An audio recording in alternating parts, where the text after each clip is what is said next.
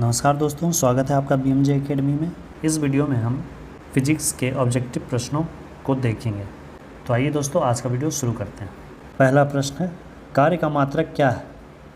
कार्य का मात्रक होता है जूल। न्यूटन बल का मात्रक है, वाट शक्ति का मात्रक है और डाइन यह भी बल का मात्रक है। CGS पद्धति में बल का मात्रक डाइन होता है। प्रकाश वर्ष किसकी इकाई है? यह दूरी की इकाई होती है। एम्पियर मात्रक किसका है? विद्युत धारा का। निम्नलिखित में से समय का मात्रक कौन नहीं है?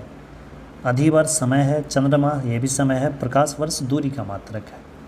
पारसेक किसकी इकाई है? यह भी दूरी की इकाई है। निम्नलिखित में से कौन सा सुमेलित नहीं है? डेसिबल ध्वनि की इकाई, ध्वनि की प्रबलता की इकाई, सही है। अश्व शक्ति, शक्ति की इकाई, सही है। समुद्री मील, दूरी की इकाई, नॉटिकल मील जिसे कहते हैं, ये भी सही है। सेल्सियस, उष्मा की इकाई, सेल्सियस नहीं है। ल्यूमेन किसका मात्रक है? ल्यूमेन है ज्योति फ्लक्स का मात्रक। पास्कल इकाई है दाब की। कैंडिला मात्रक है ज्योति तीव्रता की। यंग प्रत्यास्थता गुणांक का SI मात्रक है, यह होता है न्यूटन पर मीटर स्क्वायर। निम्नलिखित युग्मों में से किन भौतिक राशियों के समान विमीय सूत्र नहीं है? यहाँ पूछा जा रहा है नहीं है, तो बल और दाब का समान सूत्र नहीं है। अब बाकी कार्य ऊर्जा सेम है, भार और बल ये भी सेम है, और आवेग और संवेग ये भी सेम है। बल का सूत्र होता है मास गुने एक्सीलरेशन और दाब का सूत्र होता है फोर्स बाई एरिया, बल बटा क्षेत्रफल। प्रति इकाई क्षेत्रफल पर लगने वाले बल को दाब कहते हैं। तो इन दोनों का जो फॉर्मूला है वो बिल्कुल अलग है, तो विमीय सूत्र अलग अलग होगा। अदिश राशि कौन है इनमें से? ये है ऊर्जा। ऊर्जा की कोई निश्चित दिशा नहीं होती है। बल आघूर्ण की दिशा होती है, संवेग की दिशा होती है, लेकिन ऊर्जा की कोई दिशा नहीं होती। निम्नलिखित में सदिश राशि कौन है? सदिश राशि जिसमें कि परिमाण भी हो और एक दिशा भी हो, यह है वेग में। पदार्थ के संवेग और वेग के अनुपात से कौन सी भौतिक राशि प्राप्त की जा सकती है? संवेग मतलब मास इंटू वेलोसिटी, और वेग यानी वेलोसिटी। भी कट गया, बचा क्या? मास। तो इसका उत्तर हो जाएगा द्रव्यमान। शून्य में स्वतंत्र रूप से गिरने वाली वस्तुओं का समान त्वरण होता है। अगर कोई वस्तु बिल्कुल फ्री बॉडी अगर गिर रहा है कोई, तो उसका जो त्वरण होगा वह समान होगा, और वह कितना होगा? 9.8 मीटर पर सेकेंड स्क्वायर। ये जी की वैल्यू होती है, स्मॉल जी की वैल्यू, गुरुत्वीय त्वरण की वैल्यू। अगला है, जब 2 kg वाले द्रव्यमान पर 5 न्यूटन का बल लगाया जाता है तो उत्पन्न होने वाला त्वरण क्या होगा? इसे देखिए, फॉर्मूला से ऐसे निकालते हैं, F = ma। F क्या है? फोर्स यहाँ कितना लग रहा है? 5 न्यूटन। मास कितना है? 2 kg। एक्सीलरेशन पूछा जा रहा है, तो एक्सीलरेशन = क्या हो जाएगा? 5/2, तो 2.5 मीटर पर सेकेंड स्क्वायर। 17वां प्रश्न है, किसी भी स्थिर या गतिशील वस्तु की स्थिति और दिशा में तब तक कोई परिवर्तन नहीं होता जब तक कि उस पर कोई बाह्य बल कार्य ना करे। यह क्या है? यह न्यूटन का गति का प्रथम नियम है, जिसे कि लॉ ऑफ इनर्शिया, जड़त्व का नियम भी कहते हैं। रॉकेट किसके सिद्धांत पर कार्य करता है? रॉकेट संवेग संरक्षण के सिद्धांत पर कार्य करता है। अगला प्रश्न है, अश्व यदि एकाएक चलना प्रारंभ कर दे तो अश्वरोही घुड़सवार जो है कि गिरने की आशंका का कारण क्या है? यह कारण है विश्राम जड़त्व, क्योंकि जो अश्वरोही है वह घोड़े पे आराम से वो बैठा हुआ है, तो ये तो स्थिर था। जब ये अचानक से चलना शुरू करेगा तो ये पीछे की ओर झुकेगा और गिर सकता है, तो यह कारण इसका विश्राम के जड़त्व का है। और वही अगर कोई घोड़ा दौड़ रहा है या फिर अगर कोई गाड़ी चल रही है और उस पर जो बैठा हुआ है, और अगर यह गाड़ी अचानक रुक जाए, अचानक ब्रेक लिया जाए, तो यह व्यक्ति आगे की ओर झुकेगा, क्योंकि इसमें गति का जड़त्व है। इसे ही कहते हैं जड़त्व का नियम। चलती हुई बस जब अचानक ब्रेक लगाती है, वही प्रश्न आ गया, तो उसमें बैठे हुए यात्री आगे की दिशा में गिरते हैं। इसको किसके द्वारा समझाया जा सकता है? यह न्यूटन का पहला नियम है, जड़त्व का नियम। बल का गुणनफल है द्रव्यमान और त्वरण का। कौन सा है इसमें द्रव्यमान और त्वरण? Option B. शरीर का वजन ध्रुवों पर अधिकतम होता है, विषुवत रेखा पर न्यूनतम होता है। किसी मनुष्य का भार पृथ्वी पर यदि 600 न्यूटन है, तब चंद्रमा पर उसका भार कितना होगा? चंद्रमा पर उसका भार 6वां हिस्सा होगा, तो हो जाएगा इसका 100 न्यूटन। पृथ्वी की सतह पर किसी का भार 29.4 न्यूटन है, तो उसका द्रव्यमान कितना होगा? वेट वो होता है mg। तो मास पूछा जा रहा है, W कितना है यहाँ पे 29.4, g का मान कितना होता है 9.8, डिवाइड करेंगे तो आएगा कितना 3, तो इसका आंसर हो जाएगा 3 kg। एक अंतरिक्ष यात्री पृथ्वी तल की तुलना में चंद्र तल पर अधिक ऊंची छलांग लगा सकता है, क्योंकि चंद्र तल पर गुरुत्वाकर्षण बल पृथ्वी तल की तुलना में अत्यल्प है। ये है सही आंसर। 1 किलोग्राम राशि का वजन कितना है? ये होता है 9.8 न्यूटन। जड़त्व आघूर्ण व कोणीय त्वरण का गुणनफल क्या होता है? इसे कहते हैं टॉर्क। जल के आयतन में क्या परिवर्तन होगा यदि तापमान 9 डिग्री से गिरकर 3 डिग्री तक कर दिया जाए? आयतन इसका पहले घटेगा और बाद में बढ़ेगा, क्योंकि 4 डिग्री सेंटीग्रेड पर घनत्व सबसे ज़्यादा होता है। घनत्व ज़्यादा है तो आयतन कम होगा, और उसके बाद फिर घनत्व कमने लगता है। तो जब घनत्व कमेगा तो आयतन बढ़ेगा। तो इसलिए पहले जब 9 डिग्री से जब घटते घटते 4 डिग्री सेल्सियस की ओर जाता है तो आयतन पहले घटता है, और फिर जब 4 को क्रॉस करके फिर और घटने लगता है तो फिर उसका आयतन फिर बढ़ने लगता है। अगला देखते हैं। एक बीकर में पानी पर बर्फ़ तैर रही है। जब बर्फ़ पूर्णतः पिघल जाएगी तो बीकर में पानी का तल क्या होगा? पानी का तल उतना ही रहेगा जितना था। जब किसी बोतल में पानी भरा जाता है और उसे जमने दिया जाता है तो बोतल टूट जाती है। क्यों? क्योंकि पानी जमने पर फैलता है। बर्फ़ का जो घनत्व होता है वो कम होता है और आयतन जो होता है वो ज़्यादा होता है। तो जितना पानी बोतल में था, बर्फ़ बनेगा तो उससे और ज़्यादा जगह चाहिए, तो इसलिए वह बोतल फट जाता है। सड़क पर चलने की अपेक्षा बर्फ़ पर चलना कठिन है, क्योंकि बर्फ़ में सड़क की अपेक्षा घर्षण कम होता है, और फ्रिक्शन नहीं होगा तो हम चल नहीं पाएंगे। फ्रिक्शन के कारण ही हम चल पाते हैं। एक नदी में चलता हुआ जहाज़ समुद्र में आता है, तब जहाज़ क्या होगा? जहाज़ थोड़ा सा ऊपर उठ जाएगा। क्यों उठ जाएगा? क्योंकि समुद्र का जो पानी होता है उसका घनत्व ज़्यादा होता है। लोहे की कील पारे में क्यों तैरती है जबकि यह पानी में डूब जाती है? क्योंकि पारा का घनत्व लोहे के घनत्व से ज़्यादा है। क्योंकि लोहे का घनत्व पारे के घनत्व से कम है और पानी के घनत्व से ज़्यादा है, इसलिए वह पानी में तो डूब जाती है, लेकिन पारा का घनत्व लोहे के घनत्व से ज़्यादा होता है, इसलिए लोहे की कील पारे में तैरती है। पानी का घनत्व अधिकतम होता है। कहाँ होता है अधिकतम? 4 डिग्री सेंटीग्रेड पर। वस्तु की मात्रा बदलने पर अपरिवर्तित रहेगा। मात्रा अगर बदलेंगे चाहे कितना भी लें, घनत्व हमेशा वही रहेगा। समुद्र में प्लवन करते आइसबर्ग का कितना भाग समुद्र की सतह के ऊपर रहता है? समुद्र की सतह के ऊपर रहता है 1/10 भाग, बाकी 9/10 भाग समुद्र के अंदर रहता है। बर्फ़ के 2 टुकड़ों को आपस में दबाने पर टुकड़े आपस में चिपक जाते हैं, क्योंकि दाब अधिक होने से बर्फ़ का गलनांक घट जाता है और दोनों चिपक जाते हैं। हवाई जहाज़ से यात्रा करते समय पेन से स्याही निकलने लगती है, क्योंकि वायु दाब की कमी हो जाती है। पेन में जो स्याही होती है रिफ़िल में, एयर प्रेशर के कारण ही उसमें बनी रहती है। अगर एयर प्रेशर में कमी होगा तो उससे स्याही निकल जाएगी, जो कि हवाई जहाज़ में होता है, जो कि ऊंचाई पर जाने पर होता है। जैसे जैसे हम ऊंचाई पर जाते हैं वायु दाब की कमी होती जाती है, वायु दाब कमता जाता है। ऊंचाई की जगहों पर पानी 100 डिग्री सेंटीग्रेड के नीचे के तापमान पर क्यों उबलता है? क्योंकि वायुमंडलीय दाब कम हो जाता है। दाब जब कम होता है तो क्वथनांक भी कम हो जाता है। 100 डिग्री के नीचे तापमान पर ही वह उबलने लगता है। साबुन के बुलबुले के अंदर का दाब कैसा होता है? वह वायुमंडलीय दाब से अधिक होता है। वायु दाब मापी की रीडिंग में अचानक गिरावट किस बात का संकेत करती है? ये तूफान आने का संकेत देती है। वायु दाब की रीडिंग अचानक नीचे गिर जाना यानी कि वायु दाब कम हो जाना। वायु दाब कम हो गया यानी कि जो गर्म हवाएं हैं वो ऊपर उठ गई है। तो जब गर्म हवाएं ऊपर उठ गई तो ये जो एरिया है वो खाली हो गया, वैक्यूम हो गया यहाँ पे। तो आसपास की जो हवाएं हैं वो तेज़ी से इस खाली जगह को भरने के लिए आएंगी, तो उसी से तूफ़ान आते हैं। प्रेशर कुकर में खाना जल्दी पकता है। क्यों? क्योंकि प्रेशर कुकर में क्या होता है कि अत्यधिक दाब हो जाता है।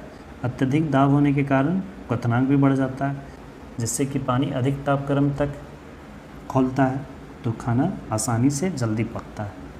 हाइड्रोजन से भरा रबड़ का गुब्बारा वायु में ऊपर जाकर फट जाता है। क्यों?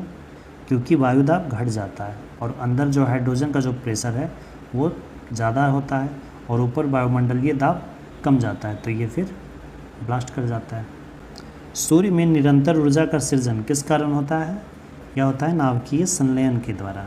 हाइड्रोजन के परमाणु मिलकर हीलियम परमाणु का निर्माण कर रहे हैं, तो ये नाभिकीय संलयन अभिक्रिया हो रही है, जिसके कारण निरंतर ऊर्जा का सृजन हो रहा है। चाबी भरी घड़ी में कौन सी ऊर्जा होती है? वो स्थितिज ऊर्जा होती है।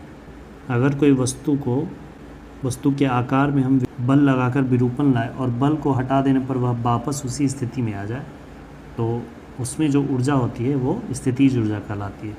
अगला है, निम्नलिखित में से किसमें गतिज ऊर्जा नहीं है? गतिज ऊर्जा उसमें नहीं होती है जो स्थिर होता है। चली हुई गोली ये क्या है? गति में है, तो गतिज ऊर्जा होगी।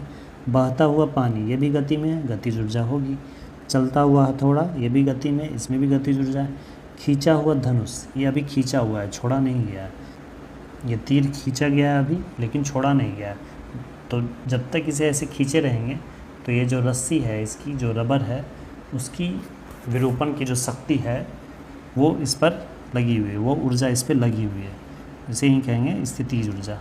तो इसमें गतिज ऊर्जा नहीं है, इसमें क्या है? स्थितिज ऊर्जा है। तो आंसर इसका खींचा हुआ धनुष हो जाएगा, क्योंकि इसमें स्थितिज ऊर्जा है, ना कि गतिज ऊर्जा। जब एक चल वस्तु की गति दुगनी हो जाती है तो उसकी गतिज ऊर्जा क्या होगी? जब गति दुगनी हो जाएगी तो गतिज ऊर्जा चौगुनी हो जाती है। ऐसा क्यों होता है? गतिज ऊर्जा का फॉर्मूला होता है kinetic energy is equal to 1/2 half mv²। m for mass and v for velocity. 1/2 m तो उतना ही रहेगा। वेलोसिटी कहा जा रहा है कि दुगनी हो गई है, यानी कि v की जगह पे 2v हो गया, तो 2v का स्क्वायर करेंगे तो 2v का जब स्क्वायर होगा तो ये 4v² हो जाएगा। तो सब कुछ तो वही रहा, बस v² की जगह पे क्या आ गया? 4² आ गया। तो गतिज ऊर्जा कितनी हो गई? 4 गुनी हो गई। तो आंसर इसका क्या हो जाएगा? चौगुना हो जाती है। लिखित में से कौन सा नियम इस कथन को वैध ठहराता है कि द्रव्य का ना तो सृजन किया जा सकता है और ना ही विनाश? ये ऊर्जा संरक्षण का नियम कहता है। 50वां प्रश्न, साइकिल चलाने वाला मोड़ लेते समय क्यों झुकता है? वह इसलिए झुकता है ताकि गुरुत्व केंद्र आधार के अंदर बना रहे, वह उसे गिरने से बचाएगा। दूध से क्रीम निकालने में कौन सा बल लगता है? ये होता है अपकेंद्री बल। अगला प्रश्न, जब एक पत्थर को चांद की सतह से पृथ्वी पर लाया जाता है तो क्या होगा? इसका द्रव्यमान बदल जाएगा? द्रव्यमान कभी नहीं बदलता है। जब भी बदलता है भार बदलता है। उसका भार अलग अलग जगह पे चेंज होगा। पृथ्वी पे अलग, चंद्रमा पे अलग, किसी और खगोलीय पिंड पर जाएंगे तो वहाँ अलग, क्योंकि जो भार होता है वो ग्रेविटेशनल फोर्स के कारण बनता है, वो जी के कारण बनता है। तो इसलिए इसका भार बदल जाएगा, परंतु द्रव्यमान नहीं बदलेगा। आंसर बी होगा। अगला, किसी लिफ्ट में बैठे हुए व्यक्ति को अपना भार कब अधिक मालूम पड़ता है? जब ये लिफ्ट ऊपर की ओर जाएगा तो इस पर जो फोर्स लग रहा है वो mg नीचे की ओर तो लग ही रहा है, लेकिन जब ये गति से ऊपर जाएगा लिफ्ट तो इस पर और फोर्स नीचे की ओर लगेगा। तो जब लिफ्ट त्वरित गति से ऊपर जा रही हो तब भार अधिक महसूस होगा। एक लिफ्ट में किसी व्यक्ति का प्रत्यक्ष भार वास्तविक भार से कम होता है। कब? जब लिफ्ट त्वरित गति से नीचे जाएगी, जब त्वरण के साथ नीचे जाए। पृथ्वी की गुरुत्वाकर्षण का कितना भाग चंद्रमा की गुरुत्वाकर्षण से सबसे नज़दीक है? ये बताया था मैंने पिछले वीडियो में, उसका 1/6 पार्ट है। अगर किसी वस्तु का वजन पृथ्वी पर 60 है तो चंद्रमा पर 10 किलो होगा। लोलक की कालावधि, टाइम पीरियड, आवर्तकाल किसके ऊपर निर्भर करता है? तो ये निर्भर करता है लंबाई के ऊपर। इसका फॉर्मूला होता है T = आवर्तकाल = 2π√L/g। L होता है लेंथ। ये जो सरल लोलक है इसकी जो ये लेंथ है इसी पर डिपेंड करता है कि इसकी आवर्तकाल कितना होगा। ये जितना लंबा होगा उतना ही ज़्यादा ये मूव करेगा, जितना छोटा होगा कम मूव करेगा। तो उसी हिसाब से इसका आवर्तकाल भी बदलता है। तो जो टाइम पीरियड है वो निर्भर करता है लंबाई के ऊपर। लंबाई पर डिपेंड करता है और ग्रेविटेशनल फोर्स पर डिपेंड करता है। तो पृथ्वी पर तो ग्रेविटेशनल फोर्स हर जगह सेम ही है, बस थोड़ा सा डिफरेंस होता है विषुवत रेखा, और विषुवत रेखा पर थोड़ा कम होता है और ध्रुवों पर ग्रेविटेशनल फोर्स ज़्यादा होता है। लोलक घड़ियाँ गर्मियों में क्यों सुस्त हो जाती है? गर्मियों में सुस्त इसलिए हो जाती है क्योंकि उसकी लोलक की लंबाई बढ़ जाती है। लंबाई बढ़ जाता है तो फिर उसका आवर्तकाल भी बढ़ जाता है। किसी सरल लोलक की लंबाई 4% बढ़ा दी जाए तो उसका आवर्तकाल कितना बढ़ जाएगा? फॉर्मूला देखिए, मैंने अभी क्या बताया था, 2π√L/g। एल क्या है? रूट में 4% बढ़ा तो 4 का रूट कितना हो जाएगा? 2। तो कितना बढ़ जाएगा? 2% बढ़ जाएगा।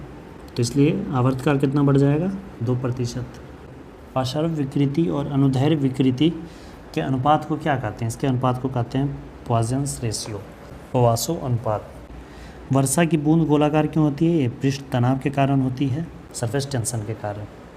तेल दीप की बत्ती में तेल किसके कारण ऊपर चढ़ता है? ये केशिकत्व, केश नली में द्रव ऊपर चढ़ता है केशिका क्रिया के कारण। श्यानता की इकाई क्या है? श्यानता की इकाई पॉइज।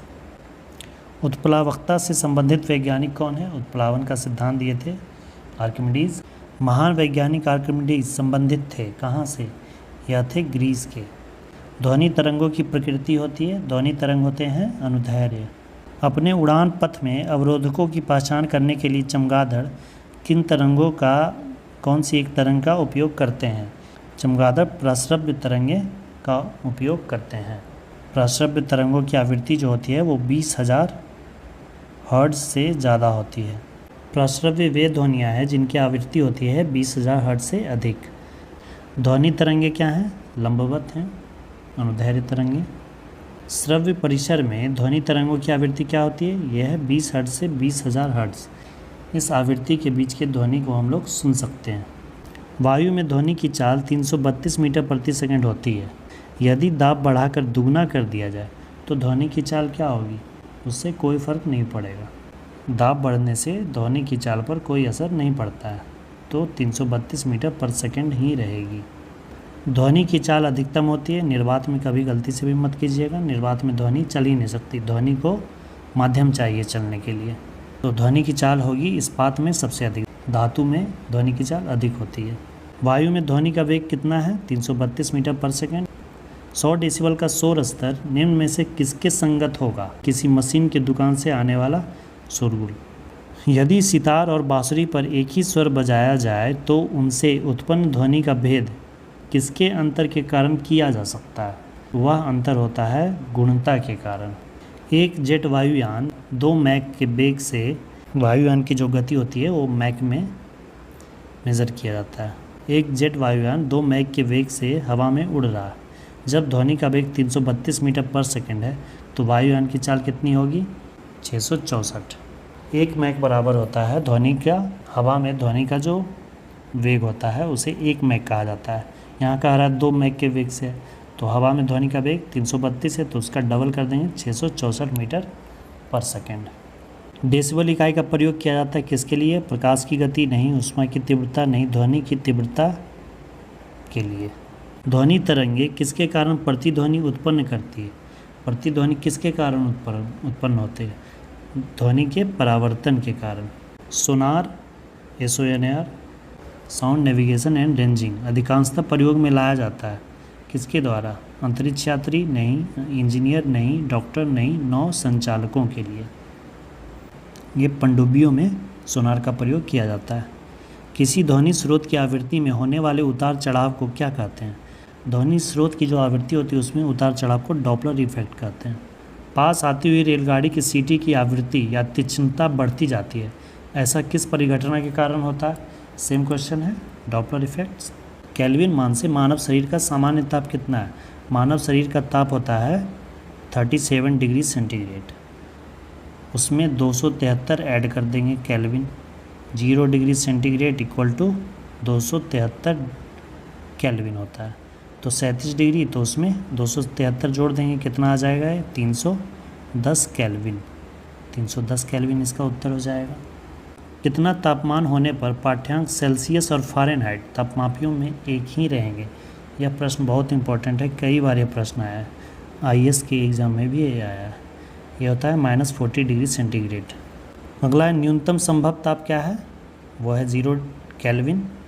0 केल्विन का मतलब हो गया -273 डिग्री सेंटीग्रेड। किसी मनुष्य के शरीर का सामान्य तापक्रम कितना होता है? 98 डिग्री फ़ारेनहाइट, सेल्सियस नहीं कीजिएगा। एक स्वस्थ मनुष्य के शरीर का ताप होता है यहाँ 37 डिग्री सेंटीग्रेड, यहाँ फ़ारेनहाइट मत कीजिएगा। 37 डिग्री सेंटीग्रेड और 98 डिग्री फ़ारेनहाइट। ठंड के दिनों में लोहे के गुटके और लकड़ी के गुटके को प्रातः काल में छुएं तो लोहे का गुटका ज़्यादा ठंडा लगता है। क्यों? इसका कारण है कि लकड़ी की तुलना में लोहा ऊष्मा का अच्छा चालक होता है। आणविक संचलन के द्वारा ऊष्मा का संचरण क्या कहलाता है? ये होता है संवहन। निम्नलिखित द्रवों में कौन सा ऊष्मा का बहुत अच्छा चालक है? ऊष्मा का बहुत अच्छा चालक कौन है? पारा। इसीलिए इसे थर्मामीटर में यूज़ किया जाता है, ताकि ज़रा सा भी गर्मी अगर उसे मिले तो वो उस हिसाब से एक्सपेंड करे। जितना गर्मी मिलेगा उतना वो एक्सपेंड करेगा और फिर बताएगा कि कितना रीडिंग है, कितना बुखार है। अगला है समान मोटाई के कपड़े की 2 परतें उसके दोगुना मोटाई के कपड़े की एक परत से अधिक उष्ण आवरण प्रदान करती है। इसका कारण क्या है? इसका कारण होता है कि दोनों परतों के बीच संपुटित वायु के कारण। और एक ये मोटा कपड़ा हो गया और ये 2 पतला पतला कपड़ा है। अभी इसमें बीच में लेयर है और बीच में क्या है? हवा आ गया। तो हवा क्या है? ऊष्मा का कुचालक है। तो बाहर जो ठंडी या गर्मी है वो बाहर ही रहेगी, अंदर नहीं जाएगी। तो इसलिए 2 जो लेयर होता है वो ज़्यादा प्रभाव करता है एक मोटे लेयर के कपड़े की अपेक्षा। ग्रीष्म काल में हमें सफ़ेद वस्त्र धारण करने की सलाह दी जाती है। क्यों? वे भद्र दिखते हैं। जेंटलमैन नहीं, उन्हें दूर से भी देखा जाता है तब तो लाल पहनते। सफ़ेद वस्त्र ताप का कम अवशोषण करते हैं इसलिए।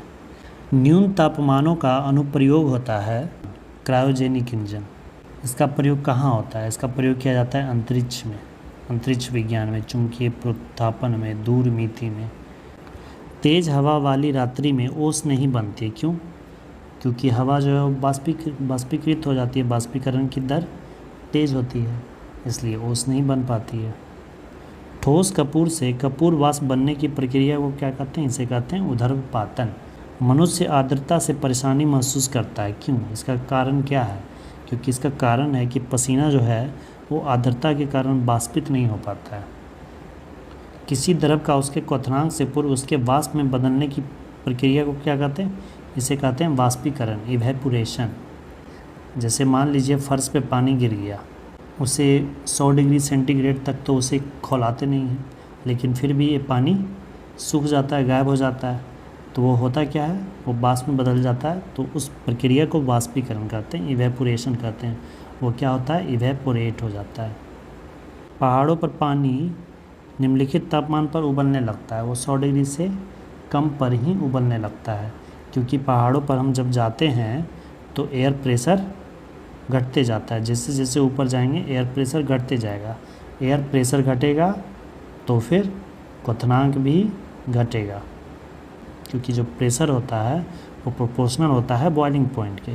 प्रेशर घटेगा तो बॉइलिंग पॉइंट भी घटेगा, प्रेशर बढ़ेगा तो बॉइलिंग पॉइंट भी बढ़ेगा। इसीलिए कुकर में प्रेशर बढ़ता है तो बॉइलिंग पॉइंट भी बढ़ जाता है, खाना आसानी से बनता है। और जब पहाड़ों पर जाते हैं प्रेशर घट जाता है तो बॉइलिंग पॉइंट भी घट जाता है। तो पानी 100 डिग्री के पहले ही उबलने लगता है, जिससे खाना पक नहीं पाता है सही से। भाप से हाथ अधिक जलता है अपेक्षाकृत उबलते जल से, क्योंकि भाप में गुप्त ऊष्मा होती है। ऊष्मागतिकी का प्रथम नियम किस अवधारणा की पुष्टि करता है या ऊर्जा संरक्षण के नियम की पुष्टि करता है? प्रकाश तरंग किस प्रकार की तरंगें हैं? ध्वनि तरंगें अनुदैर्घ्य तरंगें हैं और प्रकाश तरंगें अनुप्रस्थ तरंगें हैं। अगर कन्फ्यूजन है तो ध्वनि धैर्य और प्रकाश प्रस्थ, इस तरह से बिल्कुल आसानी से याद रखें। प्रकाश विकिरण की प्रकृति होती है, कैसी होती है? तरंग एवं कण दोनों के समान। माध्यम के तापमान में वृद्धि के साथ प्रकाश की गति बढ़ती है, घटती है, वैसी ही रहती है, सहसा गिर जाती है। प्रकाश की गति पर तापमान का कोई प्रभाव नहीं पड़ता, तो तापमान में वृद्धि हो या कमी हो उससे प्रकाश की गति पर कोई प्रभाव नहीं होता है। तो इसलिए प्रकाश की गति जो थी वही रहेगी तो इसका उत्तर हो जाएगा प्रकाश की गति वैसी ही रहती है। प्रकाश की गति कितना है? 3 × 10⁸ मीटर प्रति सेकेंड, या फिर इसे कह सकते हैं 3 लाख किलोमीटर प्रति सेकेंड।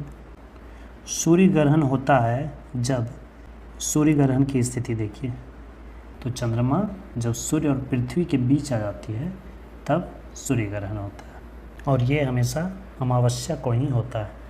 अगला है चंद्र ग्रहण घटित होता है। चंद्र ग्रहण कब होता है? चंद्र ग्रहण तब होता है जब चंद्रमा, पृथ्वी और सूर्य बिल्कुल एक सीध में आ जाते हैं, तब चंद्र ग्रहण होता है।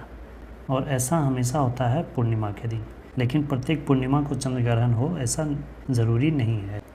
उचित रीति से कटे हीरे की असाधारण चमक का आधारभूत कारण यह है कि इसका कारण होता है उच्च अपवर्तन सूचकांक। जब एक कॉम्पैक्ट डिस्क CD को सूर्य के प्रकाश में देखा जाता है तो इंद्रधनुष के समान रंग दिखाई देते हैं। इसकी व्याख्या की जा सकती है किस तरह से? ऐसा इसलिए होता है क्योंकि परावर्तन और अपवर्तन की परिघटना दोनों एक साथ होती है, इसलिए सूर्य के प्रकाश में 7 रंग होते हैं, इसलिए ऐसा दिखाई देता है। किस गुण धर्म के कारण पानी से भरे बर्तन में डुबोई गई छड़ी मुड़ी हुई प्रतीत होती है? यह अपवर्तन के कारण ऐसा प्रतीत होता है। तो ऐसा इसलिए होता है क्योंकि प्रकाश जब सघन माध्यम से विरल माध्यम में जाती है तो अविलंब से दूर हटती है, और जब विरल माध्यम से सघन माध्यम में जाती है तो अविलंब की ओर झुकती है। तो ऐसा प्रकाश के अपवर्तन के कारण होता है। इसके अविलंब से दूर हटने और अविलंब की ओर झुकने के कारण इस तरह से मुड़ी हुई प्रतीत होती है। एक समतल दर्पण पर आपतित किरण 60 डिग्री का कोण बनाती है, तो परावर्तन कोण कितना होगा? जब कोई समतल दर्पण पर प्रकाश किरण आती है तो जिस आपतन कोण से प्रकाश किरण आई उसी परावर्तन कोण से वह प्रकाश परावर्तित हो जाती है। तो जब आपतित किरण 60 डिग्री से आई है तो फिर परावर्तित किरण भी 60 डिग्री ही होगा। अगर प्रकाश का आपतन कोण 90 डिग्री है तो अपवर्तन के बाद का कोण 30 डिग्री है, तो माध्यम का अपवर्तनीय सूचकांक कितना है? अपवर्तनांक का फॉर्मूला होता है sin I / sin R। जिस एंगल से आया और अपवर्तन के बाद जिस एंगल से वह गया, जैसे ऐसे आया 90 डिग्री पे, फिर उसमें 30 डिग्री का उसमें झुकाव आ गया, तो अविलंब से दूर हट गया। कितना डिग्री से हटा? 30 डिग्री से हटा। तो ये हो गया sin I और ये हो गया sin R। तो अपवर्तनांक बराबर हो जाएगा 90/30। 30 × 90, 3 हो जाएगा इसका आंसर। यदि किसी दर्पण को थीटा कोण से घुमाया जाए तो परावर्तित किरण का घूर्णन कितना होगा? उसका हो जाएगा 2θ। अगर दर्पण को थीटा कोण से घुमाएंगे तो जो इमेज बनेगा 2θ कोण मूव करेगा। पूर्ण आंतरिक परावर्तन होता है जब प्रकाश जाता है। पूर्ण आंतरिक परावर्तन कब होता है? जब प्रकाश जाता है हीरे से कांच में। मृग तृष्णा मिराज इसका उदाहरण है। यह है पूर्ण आंतरिक परावर्तन का। पेट अथवा शरीर के अन्य आंतरिक अंगों के निरीक्षण के लिए प्रयुक्त तकनीक इंडोस्कोपी आधारित है। किस पर? यह भी पूर्ण आंतरिक परावर्तन पर आधारित है। इंद्रधनुष किसके कारण होता है? इंद्रधनुष बनने का कारण परावर्तन और अपवर्तन दोनों होता है। परावर्तन और अपवर्तन की सम्मिलित घटना से ही इंद्रधनुष का निर्माण होता है। आकाश का रंग नीला प्रतीत होता है, क्यों? ये होता है प्रकीर्णन के कारण, स्कैटरिंग ऑफ लाइट। वायुमंडल में प्रकाश का विसरण, डिफ्यूजन का कारण क्या है? उसका कारण होता है धूल कण। खतरे के संकेतों के लिए लाल प्रकाश का प्रयोग क्यों किया जाता है? क्योंकि इसका प्रकीर्णन सबसे कम होता है, इसका तरंगदैर्घ्य सबसे ज़्यादा होता है। प्रकीर्णन कम होता है, इसका मतलब तरंगदैर्घ्य ज़्यादा होता है, और तरंगदैर्घ्य ज़्यादा होने के कारण इसे दूर से ही देख लिया जाता है। समुद्र नीला प्रतीत होता है, क्यों? आकाश के परावर्तन तथा जल के कणों द्वारा प्रकाश के प्रकीर्णन के कारण। अस्त होते समय सूर्य लाल दिखाई देता है, क्यों? ये भी प्रकीर्णन के ही कारण होता है। साबुन के पतले झाग में चमकदार रंगों का बनना किस परिघटना का उदाहरण है? ये बहुलिक परावर्तन और व्यतिकरण का उदाहरण है। व्यतिकरण किसे कहते हैं? जब समान आवृत्ति वाली प्रकाश तरंगों का अध्यारोपण हो जाता है तो प्रकाश की तीव्रता में परिवर्तन होता है। इसी घटना को प्रकाश का व्यतिकरण कहा जाता है। मोटर कार में पश्च दृश्य यानी बैक मिरर के लिए कौन सा दर्पण प्रयुक्त किया जाता है? इसके लिए उत्तल दर्पण का प्रयोग किया जाता है ताकि ज़्यादा से ज़्यादा क्षेत्र को वह कवर कर पाए। दाढ़ी बनाने के लिए क्या काम में लेते हैं? दाढ़ी बनाने के लिए अवतल दर्पण का उपयोग किया जाता है। मानव आँख की रेटिना पर कैसा प्रतिबिंब बनता है? आँख की रेटिना पर वास्तविक और उल्टा प्रतिबिंब बनता है। 1.5 मीटर लंबे व्यक्ति को अपना संपूर्ण प्रतिबिंब देखने के लिए आवश्यक दर्पण की न्यूनतम लंबाई कितनी होगी? वस्तु को अगर देखना है किसी मिरर में तो कम से कम मिरर की साइज़ उसकी आधी होनी चाहिए। तो 1.5 का आधा कितना हो जाएगा? 0.75 मीटर। तो आवश्यक दर्पण की न्यूनतम लंबाई होगी 0.75 मीटर, तभी वह व्यक्ति उसमें पूरा दिख पाएगा। जब कोई वस्तु दो समानांतर समतल दर्पणों के बीच रखी जाती है तो बने हुए प्रतिबिंबों की संख्या कितनी होगी? तब अनंत प्रतिबिंब बनेंगे, क्योंकि प्रतिबिंबों की संख्या का फॉर्मूला होता है 360 डिग्री बाई थीटा, और थीटा होता है दोनों दर्पण के बीच का एंगल। तो यहाँ दोनों समानांतर है, यानी कि दोनों के बीच का एंगल है 0 डिग्री। तो 360 बाई 0 इक्वल टू कितना हो जाएगा? अनंत। प्रतिबिंबों की संख्या क्या होगी? अनंत। पानी में हवा का बुलबुला वैसे ही काम करेगा जैसे काम करता है अवतल लेंस। धूप के चश्मे की क्षमता कितनी होती है? ये 0 डायोप्टर होती है। यदि किसी ऐनक के लेंस का पावर +2 डायोप्टर है तो इसके फोकस दूरी कितना होगा? इसकी फोकस दूरी हो जाएगी 50 सेंटीमीटर। फोकस दूरी इक्वल टू होता है 100 बाई डी। डी मतलब पावर, तो यहाँ 100, पावर कितना है 2, तो 50 सेंटीमीटर हो जाएगा। किसी अपारदर्शी वस्तु का रंग उस रंग के कारण होता है जिसे वह, किसी भी वस्तु का वह रंग हमें दिखाई देता है जिस रंग को वह परावर्तित करता है। फूल लाल रंग का है तो वह लाल इसलिए है क्योंकि वो उसने लाल रंग को अवशोषित नहीं किया, उसे परावर्तित कर दिया, इसलिए वह लाल दिखता है। अब बाकी जिन रंगों को अवशोषित कर लेता है वो नहीं दिखता है, और जिस रंग को वह परावर्तित कर देता है वही रंग हमें दिखाई देता है। लाल कांच को अधिक ताप पर गर्म करने पर वह कैसा दिखाई देगा? वह हरा दिखाई देगा। प्रकाश का रंग निश्चित किया जाता है किसके द्वारा? प्रकाश का रंग निश्चित किया जाता है उसके तरंगदैर्घ्य के द्वारा। 3 रंग मूल रंग है, प्राइमरी कलर्स, प्राथमिक रंग, RGB, रेड ग्रीन ब्लू, नीला हरा लाल। सबसे कम तरंगदैर्घ्य वाला प्रकाश होता है, सबसे कम तरंगदैर्घ्य बैगनी का होता है। जब प्रकाश के लाल, हरा और नीला रंगों को समान अनुपात में मिलाया जाता है तो परिणामी रंग क्या होगा? परिणामी रंग सफ़ेद हो जाएगा। कैमरे में किस प्रकार का लेंस उपयोग में लाया जाता है? ये उत्तल लेंस उपयोग में लाया जाता है। आइरिस का काम क्या होता है? आइरिस का काम होता है जो प्रकाश की जो मात्रा होती है उसे नियंत्रित करना। वो बड़ा छोटा होता है, धूप में जाने पे वो सिकुड़ जाता है और अंधेरे में जाने पे वो फैल जाता है। निकट दृष्टि दोष से पीड़ित व्यक्ति के चश्मे में प्रयोग किया जाता है। निकट दृष्टि दोष है तो उसके लिए अवतल लेंस का प्रयोग करेंगे, और दीर्घ दृष्टि दोष है तो उसके लिए उत्तल लेंस का प्रयोग करेंगे। अगला प्रश्न यही है, दूर दृष्टि निवारण के लिए क्या काम में लेते हैं? इसके लिए उत्तल लेंस लेंगे। दूरबीन का आविष्कार किसने किया था? गैलीलियो गैलीली ने किया था। आँख के रेटिना की परंपरागत कैमरे के निम्नलिखित में से किस भाग से तुलना की जा सकती है? रेटिना की तुलना कैमरे के किस भाग से की जा सकती है? जो इमेज बनता है वो रेटिना पे ही बनता है, तो कैमरा में इमेज किस पे बनेगा? फिल्म पे बनता है। किसी आवेशित चालक का संपूर्ण आवेश उसके बाहरी पृष्ठ पर रहता है। कोई वस्तु है इस पे जो चार्ज है तो वो चार्ज जो होता है उसके सरफेस पे ही चार्ज होता है, जो भी है, पॉजिटिव चार्ज हो निगेटिव चार्ज हो तो वो उसके बाहरी पृष्ठ पर होता है, ना कि अंदर। वस्तुओं का आवेशन किसके स्थानांतरण के फलस्वरूप होता है? आवेशन होता है इलेक्ट्रॉन के स्थानांतरण के फलस्वरूप। आप कार में जा रहे हैं, यदि आसमान से बिजली गिरने वाली हो तो सुरक्षित रहने के लिए क्या करेंगे? कार की खिड़कियां बंद कर देंगे। कार की खिड़कियां बंद कर लेने से क्या हो जाएगा कि वह एक बंद पिंड हो जाएगा, और जब बिजली गिरेगी तो वो बिजली बाहरी भाग पे ही रहेगी, वो अंदर नहीं जाएगी, और इस तरह से फिर वो ग्राउंड होकर, टायर के माध्यम से ग्राउंड होकर, क्योंकि टायर भींगा रहेगा तो फिर वो नीचे चला ही जाएगा। आपने देखा होगा कि कई गाड़ियाँ ऐसी होती है जिसमें धातु की चेन को ऐसे नीचे रोड पर गिरा दिया जाता है, जिससे कि आवेश क्या होता है वो रोड में ग्राउंडेड होता चला जाता है।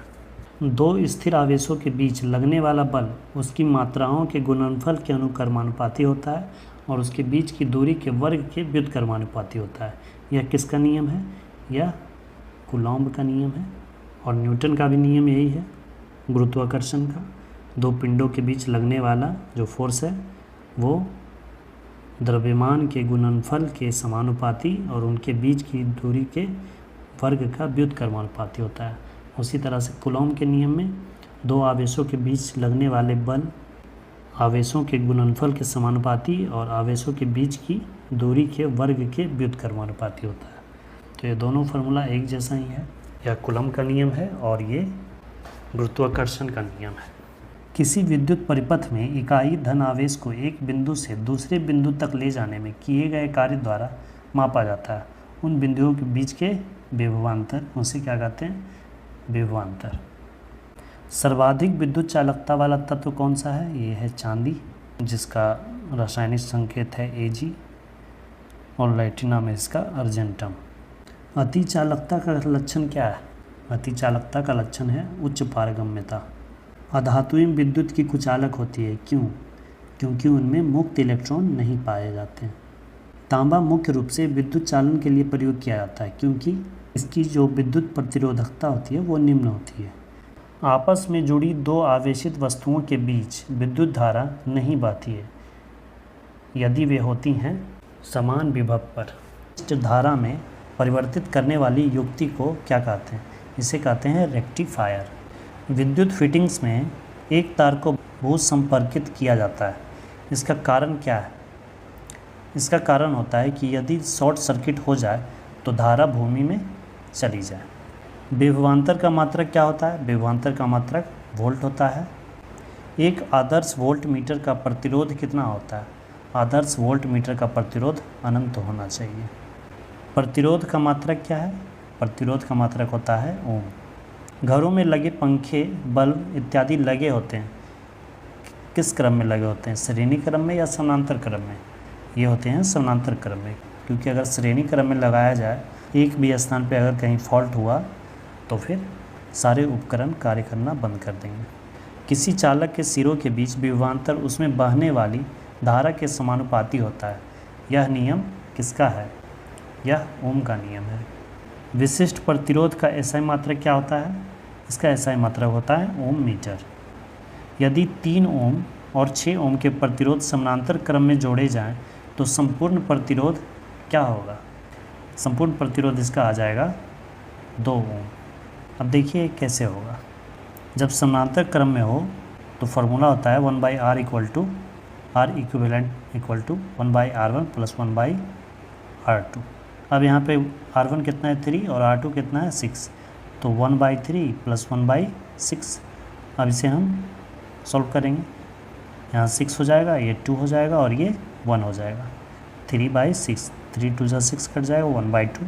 अब यहाँ 1/R = कितना आ गया 1/2, तो इसलिए R = कितना हो जाएगा 2 ओम। इस तरह इसका उत्तर हो जाएगा 2 ओम। एक शुष्क सेल में कौन सी ऊर्जा पाई जाती है? शुष्क सेल में रासायनिक ऊर्जा होती है। एक सामान्य शुष्क सेल में विद्युत अपघट्य होता है, उसमें अमोनियम क्लोराइड होता है।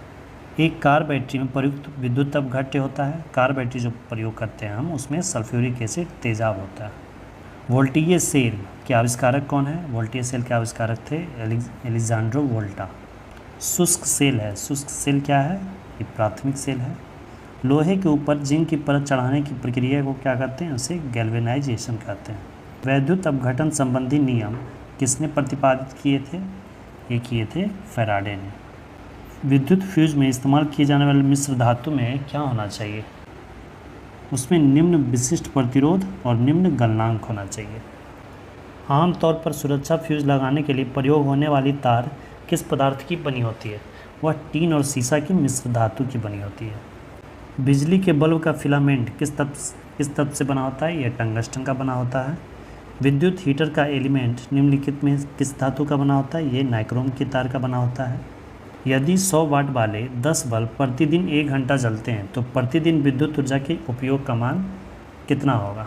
100 वाट के 10 बल्ब हैं, 100 × 10 हो गए 1000 वाट जला 1 घंटा, तो एक दिन में कितना हो गया 1 यूनिट। 1000 किलोवाट इक्वल टू होता है 1 यूनिट। तड़ित चालक का आविष्कार किसने किया था? तड़ित चालक के आविष्कार किए थे बेंजामिन फ्रैंकलिन ने। निम्न में से कौन विद्युत अनुचुंबकीय है? विद्युत अनुचुंबकीय होता है क्रोमियम। निम्न में से कौन प्रतिचुंबकीय है? डायमैग्नेटिक, ये होता है बिस्मथ। विद्युत धारा का चुंबकीय प्रभाव सर्वप्रथम अवलोकित किया था। विद्युत धारा का चुंबकीय प्रभाव को सबसे पहले किसने अवलोकन किया था? ये किया गया था ऑर्स्टेड के द्वारा। विद्युत चुंबकीय प्रेरण के नियमों का उपयोग निम्न में से किसको बनाने में उपयोग किया जाता है? जनरेटर को बनाने में इसका प्रयोग किया जाता है। विद्युत मोटर निम्न सिद्धांत के अनुसार कार्य करती है। विद्युत मोटर किसके सिद्धांत पर कार्य करता है? फैराडे के नियम पर। ट्रांसफार्मर क्या है? ट्रांसफार्मर एसी वोल्टता को घटाने और बढ़ाने में प्रयुक्त किया जाता है। लेंज का नियम निम्नलिखित में से किसके लिए आवश्यक है? लेंज का नियम आवश्यक है ऊर्जा संरक्षण के लिए। परमाणु के नाभिक में क्या होते हैं? परमाणु के नाभिक में प्रोटॉन और न्यूट्रॉन होते हैं। न्यूट्रॉन की खोज किसने की थी? न्यूट्रॉन की खोज की थी जेम्स चैडविक ने। परमाणु क्रमांक एटॉमिक नंबर किसे कहते हैं? यह नाभिक में उपस्थित प्रोटॉनों की संख्या को कहते हैं। जिस तत्व के परमाणु में 2 प्रोटॉन हो, 2 न्यूट्रॉन हो और 2 इलेक्ट्रॉन हो, उस तत्व का द्रव्यमान संख्या कितना होगा? प्रोटॉन और न्यूट्रॉन को जोड़ देंगे, कितना आएगा? 4। तो यही इसकी द्रव्यमान संख्या होगी। नाभिक का आकार होता है, नाभिक का आकार होता है 10⁻⁻15 मीटर। पॉजिट्रॉन की खोज किसने की थी? पॉजिट्रॉन की खोज की थी एंडरसन ने। हाइड्रोजन परमाणु के न्यूक्लियस में प्रोटॉन की संख्या ज्ञात करें। हाइड्रोजन परमाणु के नाभिक में एक प्रोटॉन होते हैं और उसके चारों ओर एक इलेक्ट्रॉन चक्कर लगाता है। इसके न्यूक्लियस में न्यूट्रॉन नहीं होता है। इलेक्ट्रॉन की खोज किसने की थी? इलेक्ट्रॉन की खोज की थी जे थॉमसन ने। इलेक्ट्रॉन वहन करता है, इलेक्ट्रॉन क्या वहन करता है? ऋणावेश, कितना? 1 यूनिट। ऐसे परमाणु जिनके परमाणु क्रमांक समान परंतु परमाणु द्रव्यमान भिन्न भिन्न होते हैं। परमाणु क्रमांक समान है लेकिन परमाणु द्रव्यमान भिन्न भिन्न है, तो उसे समस्थानिक कहा जाता है। समस्थानिक गुण पाए जाते हैं किसमें? तत्व में। एक भारी नाभिक के 2 हल्के नाभिकों में टूटने की प्रक्रिया को क्या कहते हैं? उसे कहते हैं नाभिकीय विखंडन। परमाणु बम इसी सिद्धांत पर कार्य करता है। 2 हल्के नाभिक मिलकर भारी नाभिक का निर्माण करते हैं, तो इस प्रक्रिया को क्या कहते हैं? इस प्रक्रिया को कहते हैं नाभिकीय संलयन। सूर्य की जो ऊर्जा है वो नाभिकीय संलयन के द्वारा ही है और हाइड्रोजन बम नाभिकीय संलयन पर ही आधारित है। परमाणु बम का सिद्धांत आधारित है किस पर? नाभिकीय विखंडन पर। रेडियो सक्रिय पदार्थ उत्सर्जित करते हैं। रेडियो सक्रिय पदार्थ क्या उत्सर्जित करते हैं? Alpha, beta, gamma ray. Alpha, beta, gamma. उपयुक्त सभी हो जाएगा आंसर। कोबाल्ट 60 आमतौर पर विकिरण चिकित्सा में प्रयुक्त होता है क्योंकि यह उत्सर्जित करता है, यह गामा किरणें उत्सर्जित करता है। नाभिकीय रिएक्टर में निम्नलिखित में से किसे मंदक के रूप में प्रयोग किया जाता है? मंदक के रूप में प्रयोग करते हैं ग्रेफाइट का। परमाणु पाइल, एटॉमिक पाइल का प्रयोग कहाँ होता है? एटॉमिक पाइल का प्रयोग होता है नाभिकीय विखंडन के प्रचालन में। क्यूरी किसकी इकाई का माप है? क्यूरी रेडियो एक्टिव धर्मिता की इकाई का मापक है। नाभिकीय रिएक्टरों में ऊर्जा उत्पन्न होती है किसके द्वारा? यह होता है नियंत्रित विखंडन के द्वारा। परमाणु बम जो होता है उसमें अनियंत्रित विखंडन प्रक्रिया होती है, लेकिन नाभिकीय रिएक्टरों में नियंत्रित विखंडन के द्वारा हम ऊर्जा प्राप्त करते हैं। क्योंकि अनियंत्रित अगर होगा तो वो परमाणु बम जैसी स्थिति हो जाएगी। उसे नियंत्रित किया जाता है ताकि हम उसका फ़ायदा उठा सकें, उससे लाभ ले सकें। नाभिकीय रिएक्टर में भारी जल D2O ड्यूटेरियम ऑक्साइड का प्रयोग किस रूप में किया जाता है? इसका प्रयोग किया जाता है मंदक के रूप में। मंदक के रूप में हम ग्रेफाइट का भी प्रयोग करते हैं, ड्यूटेरियम ऑक्साइड का भी प्रयोग करते हैं। द्रव्यमान ऊर्जा संबंध किसका निष्कर्ष है? यह सापेक्षता का सिद्धांत का निष्कर्ष है जो कि आइंस्टीन ने दिया था।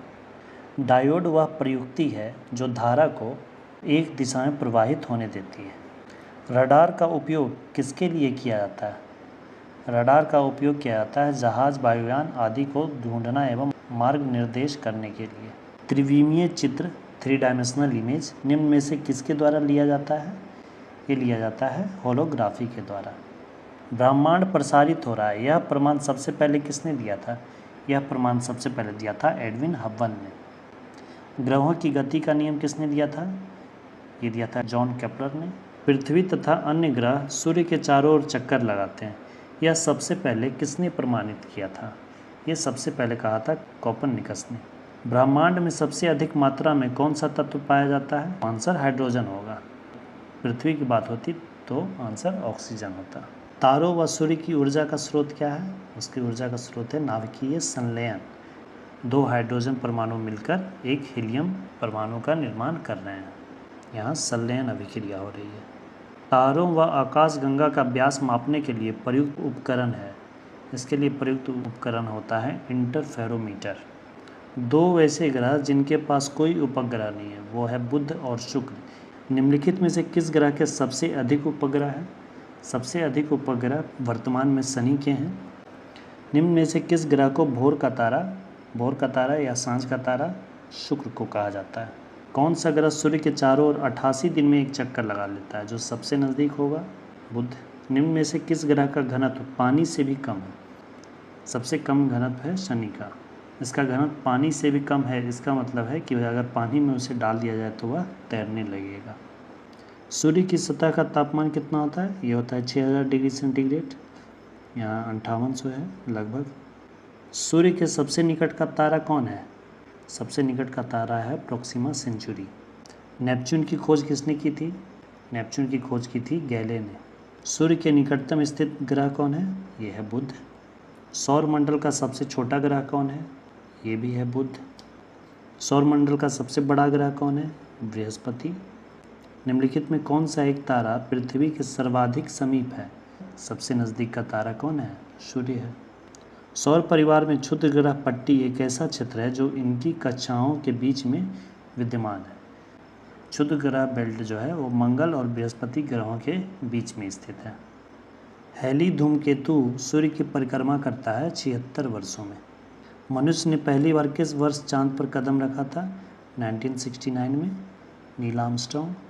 अंतरिक्ष यात्री को आकाश का रंग कैसा दिखाई देगा? उसे काला दिखाई देगा अंतरिक्ष। लाल ग्रह के नाम से जाना जाता है। लाल ग्रह किसे कहते हैं?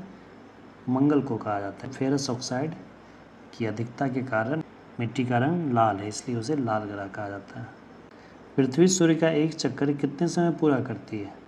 365.25 दिन, और यही 0.25 दिन 4 वर्ष मिलाकर एक दिन हो जाता है, जिसे लीप ईयर कहते हैं, और 366 दिन का साल होता है। पेरिस स्थित अंतर्राष्ट्रीय खगोलीय संघ के माइनर प्लेनेट सेंटर ने प्लूटो को कौन सा नाम दिया है? ये दिया गया है 134340। किस ग्रह के वायुमंडल में मीथेन उपस्थित है? यह बृहस्पति गैस का ही गोला है एक, जिसमें मीथेन उपस्थित है। एक खगोलीय इकाई निम्न के बीच की औसत दूरी है। पृथ्वी और सूर्य के बीच की दूरी को एक खगोलीय इकाई कहा जाता है, एक खगोलीय दूरी कहा जाता है। ब्लैक होल के सिद्धांत को प्रतिपादित किसने किया था? इसे किया था एस चंद्रशेखर ने। आकाशीय पिंडों का अध्ययन करने वाले भौतिक विज्ञान की शाखा को क्या कहते हैं? इसे कहा जाता है एस्ट्रोफिजिक्स।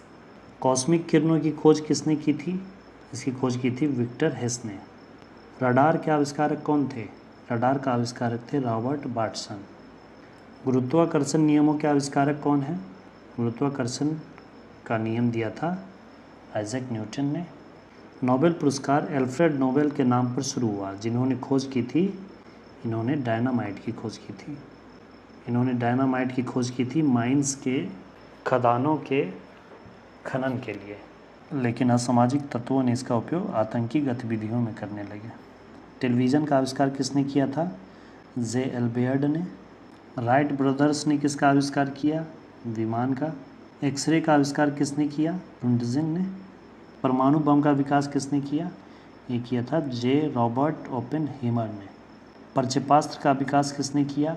ये वर्नस वॉन ब्राउन ने। हाइड्रोजन बम किसने विकसित किया? ये किया था एडवर्ड टेलर ने। इलेक्ट्रॉन सूक्ष्मदर्शी के आविष्कारक कौन थे? इलेक्ट्रॉन सूक्ष्मदर्शी का आविष्कार किए थे नोल और रुस्का ने। स्कूटर के आविष्कारक कौन थे? ब्रॉडशॉ। सापेक्ष आर्द्रता मापी जाती है किसके द्वारा? आर्द्रता मापी जाती है हाइग्रोमीटर से। निम्न में से किसका उपयोग ऊंचाई मापने के लिए होता है? ऊंचाई मापने के लिए अल्टीमीटर का प्रयोग किया जाता है। सूर्य की किरणों की तीव्रता मापने वाले उपकरण को क्या कहते हैं? इस उपकरण को एक्टिनोमीटर कहा जाता है। वह उपकरण कौन सा है जिससे समुद्रों की गहराई को मापने के लिए ध्वनि तरंग का प्रयोग किया जाता है? इसके लिए सोनार का उपयोग किया जाता है। Sound navigation and ranging. Thermostat का प्रयोजन क्या है? थर्मोस्टेट का क्या उपयोग होता है? इसका उपयोग होता है तापमान को स्थिर बनाए रखने के लिए। निम्नलिखित युक्तियों में से किसको मोटर गाड़ियों के इंजन को ठंडा करने के लिए प्रयोग में लाया जाता है? इसके लिए हम लोग प्रयोग में लेते हैं रेडिएटर का। रिकॉर्ड करने और रिकॉर्ड की हुई डिक्टेशन को पुनः रिप्रोड्यूस करने के लिए प्रयुक्त उपकरण को क्या कहते हैं? उसे डिक्टाफोन कहा जाता है। सापेक्षता का सिद्धांत किसने दिया था? ये दिया था अल्बर्ट आइंस्टीन ने। लॉ ऑफ फ्लोटिंग सिद्धांत की खोज किसने की थी? आर्किमिडीज ने। मेघाच्छादित रातें यानी कि बादलों वाली रातें स्वच्छ रातों की तुलना में किसके कारण से अधिक गर्म होती है? क्योंकि इसमें स्थलीय विकिरण होता है। स्थल से जो विकिरण वापस वायुमंडल में जाता है उसे बादल रोक लेते हैं, जिसके कारण ऊष्मा बनी रहती है और ज़्यादा गर्मी महसूस होती है। ध्वनि का एक अभिलक्षण तारत्व पिच जो निर्भर करता है उसकी आवृत्ति पर। अभिदृश्य की फोकस दूरी का नेत्रिका की फोकस दूरी से अनुपात किसके लिए 1 से अधिक होता है? ये होना चाहिए दूरदर्शी टेलीस्कोप के लिए। समानांतर क्रम में जुड़े प्रत्येक आर प्रतिरोध के 3 एक समान प्रतिरोधकों का प्रभावी प्रतिरोध क्या होगा? इस तरह से 3 प्रतिरोध आर आर आर, ये तीनों आर वैल्यू के हैं, तो आर इक्विवेलेंट चाहिए। तो इसका फॉर्मूला होता है 1/r प्लस 1/r। तो इस तरह से आर हो जाएगा, ऊपर 1 2 3 हो जाएगा। तो आर इक्विवेलेंट कितना आ जाएगा? r/3। r/3 इसका उत्तर होगा। गर्म मौसम में पंखा आराम का एहसास दिलाता है क्योंकि हमारा पसीना द्रुतता से वाष्पित होता है। कॉस्मिक किरणें हैं। कॉस्मिक किरणें आवेशित और अनावेशित दोनों होती हैं। निम्नलिखित किरण युग्मों में से कौन सी प्रकृति में विद्युत चुम्बकीय होती हैं? विद्युत चुम्बकीय तरंगें होती हैं एक्स-रे और गामा रे। एक क्षण चुंबक द्वारा उत्पन्न चुंबकीय बल रेखाएं बिल्कुल भी प्रतिच्छेद नहीं कर सकती हैं। चुंबकीय बल रेखाएं एक दूसरे को कभी भी प्रतिच्छेद नहीं करती हैं। एक चालक तार का विशिष्ट प्रतिरोध किस पर निर्भर करता है? यहाँ विशिष्ट प्रतिरोध की बात की गई है, तो विशिष्ट प्रतिरोध तार के पदार्थ पर निर्भर करता है। जब एक्स किरणें उत्पादित होती हैं तो लक्ष्य का ताप स्थिर रहता है। एक अवतल दर्पण के वक्रता केंद्र पर रखे वस्तु का प्रतिबिंब कहाँ बनेगा? इसका प्रतिबिंब बनेगा वक्रता केंद्र पर। एक समतल दर्पण की वक्रता त्रिज्या क्या है? समतल दर्पण की वक्रता त्रिज्या अनंत होती है। जल से भरे एक बीकर में एक सिक्का ऊपर उठा हुआ प्रतीत होता है। यह परिघटना किस गुण के कारण होता है? यह प्रकाश के अपवर्तन के कारण प्रतीत होता है। प्रकाश की एक किरण एक पारदर्शी ग्लास प्लेट पर गिरती है। इसका एक अंश परावर्तित और एक अंश अपवर्तित हो जाता है। परावर्तित एवं अपवर्तित किरणें आपस में लंबवत होंगी केवल एक आपतन कोण के लिए। एक सांवली त्वचा का व्यक्ति एक गोरी त्वचा के व्यक्ति की तुलना में अधिक गर्मी तथा कम सर्दी अनुभव करेगा। निम्नलिखित में से कौन सा एक न्यूनतम ताप घोषित करता है? घोषित करने का मतलब हुआ प्रदर्शित करता है। तो यह केल्विन हो जाएगा, एक केल्विन मापक्रम। यदि एक पिंड सरल आवर्त गति में गतिशील हो तो वेग एवं त्वरण में कालांतर कितना होगा? ये कालांतर होगा 90 डिग्री का। एक पिंड ऊर्ध्वाधर दिशा में ऊपर प्रक्षेपित किया जाता है तथा यह पुनः धरातल पर गिरता है। इसकी स्थितिज ऊर्जा क्या होगी? सर्वाधिक ऊंचाई पर अधिकतम होगी। या जब सर्वाधिक ऊंचाई पर पहुंचेगा और जब वापस आना शुरू करेगा तो इस ऊंचाई पर इसकी स्थितिज ऊर्जा अधिकतम होगी, क्योंकि स्थितिज ऊर्जा का फॉर्मूला होता है mgh। जितना ऊंचाई होगा उतना ही ज़्यादा स्थितिज ऊर्जा होगी। निम्नलिखित युग्मों में से किस एक की एक समान विमा नहीं है? एक समान विमा नहीं है घनत्व और विशिष्ट घनत्व की। निम्नलिखित आलेखों में से कौन सा एक समान गति निरूपित करता है? एक समान गति निरूपित ये कर रहा है। इस तरह से ग्राफ ऊपर जा रहा है, ये एक समान गति निरूपित कर रहा है। सरल आवर्त गति में एक सरल लोलक के लिए निम्नलिखित कथनों में से कौन सही है? माध्य स्थिति में गतिज ऊर्जा अधिकतम होती है, यही कथन सत्य है। माध्य स्थिति कहते हैं, मान लीजिए ये लोलक है, इस तरह से ऐसे मूव कर रहा है, तो ये हो गया इसका माध्य स्थिति। यहाँ पर इसकी गतिज ऊर्जा अधिकतम होती है और यहाँ इस पॉइंट पे इसकी स्थितिज ऊर्जा अधिकतम होती है। ऊष्मा के सर्वोत्तम तथा निकृष्टतम चालक क्रमशः कौन है? सर्वोत्तम चालक है चांदी और निकृष्टतम है सीसा। मोटर कार में शीतलन तंत्र रेडिएटर किस सिद्धांत पर कार्य करता है? यह संवहन के सिद्धांत पर कार्य करता है। अत्यधिक ऊंचाइयों पर भोजन बनाने के लिए प्रेशर कुकर बेहतर है क्योंकि जल का क्वथनांक निम्नतर वायुमंडलीय दाब के कारण कम हो जाता है। जैसे ही प्रेशर कम होता है तो क्वथनांक भी कम हो जाता है।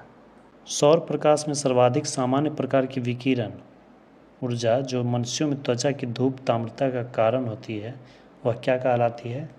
वो होती है पराबैंगनी विकिरण। निम्नलिखित कथनों पर विचार कीजिए। निकट दृष्टि वाला व्यक्ति दूरस्थ वस्तुओं को सुस्पष्ट से देख सकता है परंतु निकटस्थ वस्तुओं को स्पष्टता से नहीं देख सकता है, ये गलत है, इसका उल्टा होता है। और दीर्घ दृष्टि दोष वाला व्यक्ति दूरस्थ वस्तुओं को स्पष्टता से नहीं देख सकता, ये भी उल्टा है, ये भी गलत है। दीर्घ दृष्टि वाला व्यक्ति दूरस्थ वस्तुओं को देख सकता है। जरा दूरदर्शिता वाला व्यक्ति निकटस्थ वस्तुओं को बिना संशोधक चश्मे के देख सकता है, ये भी गलत है। तो उपयुक्त कथनों में से कौन सा सही नहीं है? तीनों कथन सही नहीं है, 1, 2, 3 आंसर होगा। जब किसी शेविंग ब्रश को पानी में से निकाला जाता है तब उसके बाल आपस में किस कारण से चिपक जाते हैं? ऐसा पृष्ठ तनाव के कारण होता है। सरल आवर्त गति कर रहे कण पर कार्यशील बल विस्थापन के अनुक्रमानुपाती होता है और माध्य स्थिति की ओर निर्देशित होता है। एक मनुष्य द्वारा भूमि पर लगाया गया दबाव सबसे अधिक कब होता है? जब वह एक पैर की पादांगुली पर खड़ा होता है, क्योंकि एरिया कम जाता है, तो एरिया जब कम जाता है तो वहाँ प्रेशर ज़्यादा होता है। प्रेशर एरिया का इन्वर्सली प्रोपोर्शनल होता है। एरिया कम होगा तो प्रेशर ज़्यादा लगेगा, एरिया ज़्यादा होगा तो प्रेशर कम होगा। संचार में प्रयुक्त फाइबर ऑप्टिकल फाइबर केबल किस सिद्धांत पर कार्य करता है? यह प्रकाश के पूर्ण आंतरिक परावर्तन के सिद्धांत पर कार्य करता है। श्री CV रमन को किस क्षेत्र में कार्य करने के लिए नोबेल पुरस्कार से सम्मानित किया गया था? रमन इफेक्ट, रमन प्रभाव, जो कि प्रकाश के प्रकीर्णन से संबंधित है, इसके लिए उन्हें नोबेल पुरस्कार से सम्मानित किया गया था। क्रिस्कोग्राफ का आविष्कार किसने किया था? जगदीश चंद्र बसु ने, जिन्होंने पौधों में संवेदनशीलता की खोज की थी। 0 डिग्री सेंटीग्रेड पर मरकरी के 760 mm कॉलम द्वारा लगने वाला दाब क्या कहलाता है? उसे एक एटमॉस्फेरिक प्रेशर कहा जाता है। The man who new infinity शीर्षक वाला फिल्म किसकी जीवनी पर आधारित है? ये एस रामानुजन, जो कि प्रसिद्ध गणितज्ञ थे, उनकी जीवनी पर आधारित फिल्म थी। कण बोसोन नाम का संबंध किस नाम से है? ये नाम रखा गया था SN बोस के नाम पर। रेडियोधर्मिता नापी जाती है किसके द्वारा? ये गीगर मूलर काउंटर के द्वारा नापी जाती है। गॉड पार्टिकल क्या है? गॉड पार्टिकल हिग्स बोसोन को कहा गया है। आइंस्टीन को निम्न में से किस सिद्धांत के लिए नोबेल पुरस्कार दिया गया था? विचित्रता का सिद्धांत भी आइंस्टीन ने ही दिया था, लेकिन इन्हें नोबेल पुरस्कार प्रकाश वैद्युत सिद्धांत के लिए, प्रकाश विद्युत प्रभाव के सिद्धांत के लिए दिया गया था। वीडियो को अंत तक देखने के लिए धन्यवाद दोस्तों। जय हिंद।